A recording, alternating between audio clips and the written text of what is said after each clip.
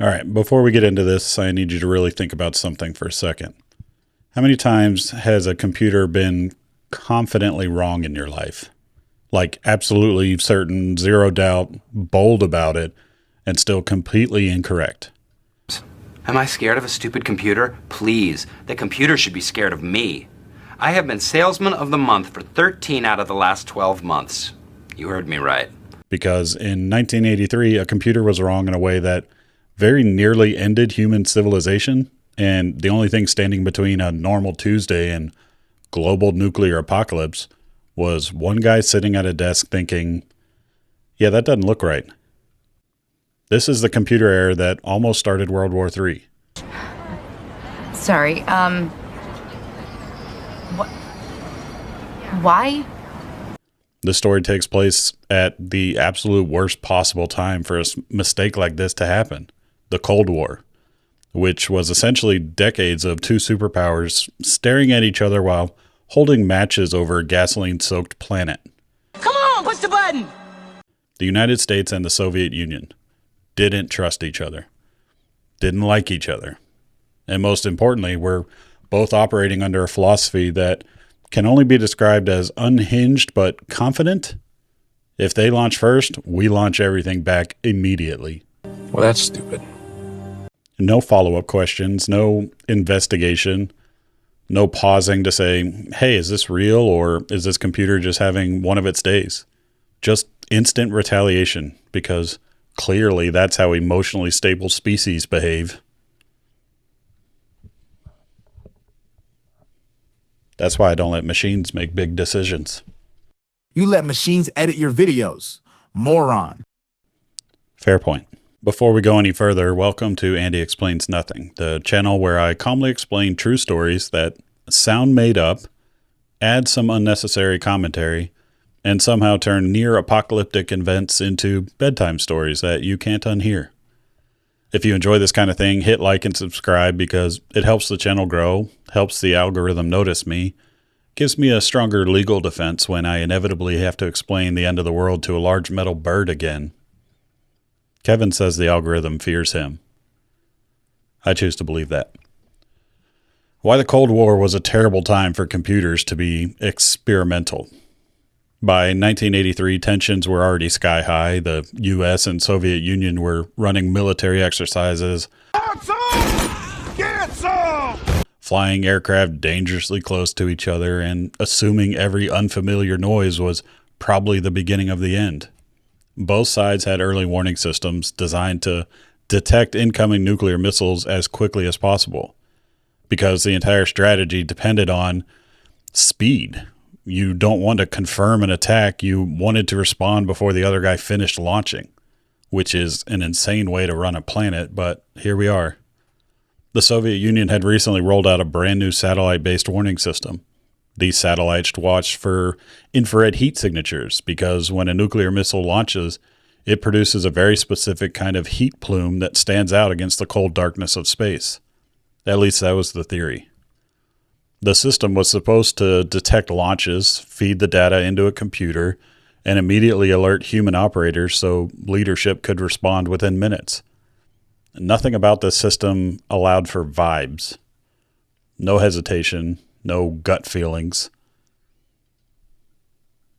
Kevin doesn't like systems without vibes.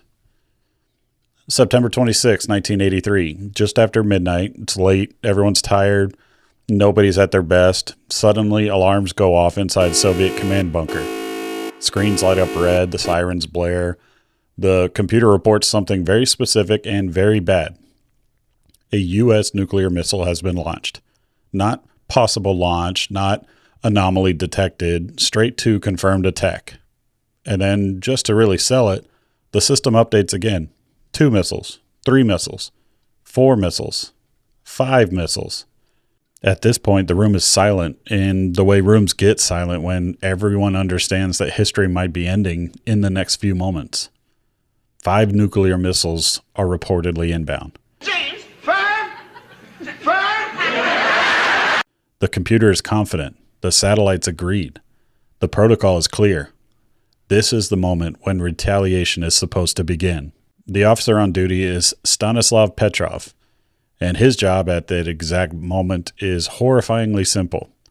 Decide whether the alert is real and pass that decision up the chain of command. If he reports confirmed attack, Soviet leadership will launch their missiles immediately. There is no recall button. There is no oops. There's no follow-up email apologizing for the inconvenience. There's just nuclear fire, global retaliation, and the sudden irrelevance of most long-term plans. Kevin would like it noted that he was not consulted. The computer system is certain, which is the problem. Everything the system is showing says this is real. The satellites detected heat signatures. The trajectories match what an attack would look like. The software is behaving exactly as it was designed. The computer is basically standing there saying, "Trust me, I'm a computer, I would never lie." Trust me, bro. Petrov looks at the screen and feels something deeply uncomfortable. Rightfully so. Because if the United States were launching a first strike, they wouldn't send 5 missiles. They would send everything. A real attack wouldn't be subtle. It wouldn't be cautious. And it wouldn't test the waters. 5 missiles doesn't make strategic sense. It feels wrong and incomplete, almost tentative. Petrov later described it as a gut feeling, which is not something you're supposed to use when deciding whether the world continues to exist. The most important "nah" in human history. Petrov has 2 choices, and neither of them is good. He can follow protocol, trust the machine, and report a confirmed attack, which almost certainly leads to nuclear war. Or he can disobey procedure, distrust the computer, and gamble that his instincts are better than a system designed by teams of engineers. He chooses option 2. Petrov reports the alert as a false alarm. Oh, thank God. No missiles are launched. No retaliation occurs. Everyone just waits. If he's wrong, impact reports will start coming in within minutes. Well, we're waiting. Minutes pass. Nothing happens. More minutes pass. Still nothing. Eventually, it becomes clear that there are no explosions, no incoming missiles, and no war unfolding. The computer was wrong. What a frickin' dumbass. Don't people have better things to do? So, what actually triggered the apocalypse button? Turns out it was sunlight. Reflections of sunlight off high-altitude clouds lined up perfectly with the satellite sensors and fooled the system into thinking missiles had launched. The software saw glare and said, with complete confidence, yeah, this is nuclear war. What monumental brain fart caused this level of stupidity? The part that should make you feel furious. Petrov was not rewarded. He wasn't praised publicly. He wasn't even promoted. There was no medal for not ending human civilization. I believe that he got robbed. He was reprimanded for failing to follow proper reporting procedures because apparently saving the world was not outlined clearly enough in the employee handbook. Kevin says he doesn't like that and wants to speak to management. Why this story should never let you sleep comfortably again? Because the system worked exactly as designed. The technology functioned. The alerts triggered. The protocol was followed until one human intervened. The world didn't survive because of safeguards or redundancy or flawless engineering. It survived because one guy questioned a screen and trusted his instincts. And that's the part that stays with you. Civilization likes to pretend it's stable and carefully managed. But sometimes it's balanced on moments so small you don't even notice them happening. A tired officer, a late shift, a computer misreading sunlight. One decision that quietly kept everything intact. If you enjoyed this story, like and subscribe, because if a computer ever decides I'm the problem, I want there to be witnesses. Kevin will be handling negotiations. I will be behind him. Take it easy. I'll see y'all in the next one.